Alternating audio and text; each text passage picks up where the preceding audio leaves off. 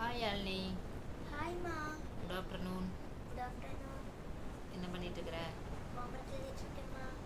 எத்தனை படிச்சுட்டு இருக்கிற? ஓகேம்மா. ஒரு பாட்டு சொல்லு தமிழ்ல.